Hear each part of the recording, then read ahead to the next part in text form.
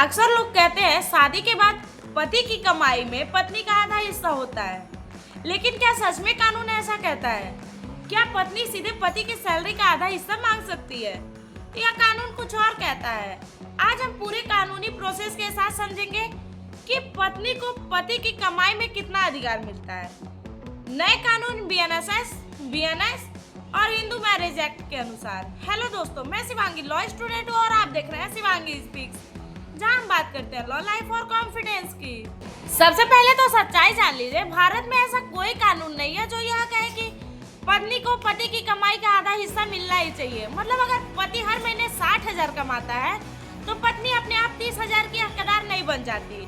लेकिन इसका मतलब यह भी नहीं है कि पत्नी का कोई अधिकार नहीं है। कानून पत्नी को मेंटेनेंस एलिमनी लेने का अधिकार देता है। बीएनएस के अनुसार पत्नी का अधिकार, पहले मेंटेनेंस का मामला चलता था सीआरपीसी 125 में, लेकिन अब नया कानून लागू हो चुका है, भारतीय नागरिक सुरक्षा संहिता 2023।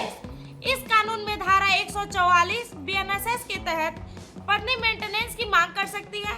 अगर पत्नी यह साबित कर दे कि पति खर्चा नहीं दे रहा है, पत्नी खुद अपना खर्चा निकाल नहीं पा रही, तो कोर्ट पति को हर महीने मेंटेनेंस देने का आदेश दे सकता है। हिंदू मैरिज एक्ट में क्या अधिकार है?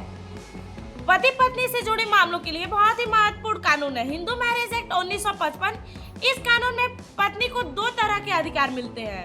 सेक्शन 25 अंतरिम मेंटेनेंस, अगर कोर्ट में तलाक या वैवाहिक केस चल रहा है तो पत्नी के केस के दौरान खर्च मांग सकती है, इसे अंतरिम मेंटेनेंस कहते हैं। सेक्शन 25 परमानेंट एलिमनी, अगर तलाक हो जाता है तो कोर्ट पति को आदेश देता है कि वह पत्नी को एक मुश्त पैसा दे या हर महीने गुजारा भत्ता दे, इसे परमानेंट एलिमनी कहा जाता है। बीएनएस में महिलाओं की सुरक्षा, नया आपराधिक कानून है, भारतीय न्याय संहिता 2023। इसमें महिलाओं को सुरक्षा से जुड़े अपराधों के प्रावधान दिए गए हैं, जैसे महिला के साथ क्रूरता, धोखा देकर शादी, महिला के साथ अपराध। अगर पति पत्नी के साथ अत्याचार करता है तो पत्नी इन कानूनों के तहत शिकायत दर्ज कर सकती है। अब सवाल यह है, पत्नी पति को संपत्ति में आधी हिस्सेदार होती है?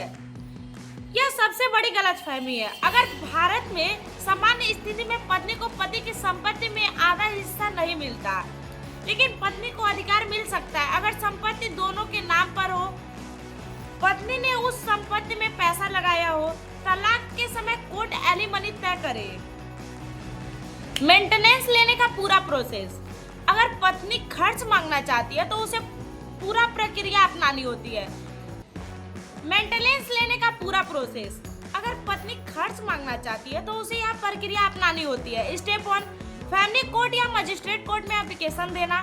स्टेप 2 एप्लीकेशन में यह जानकारी लिखी जाती है, शादी कब हुई, पति कितना कमाता है, पत्नी की आय है या नहीं, पति खर्च क्यों नहीं दे रहा।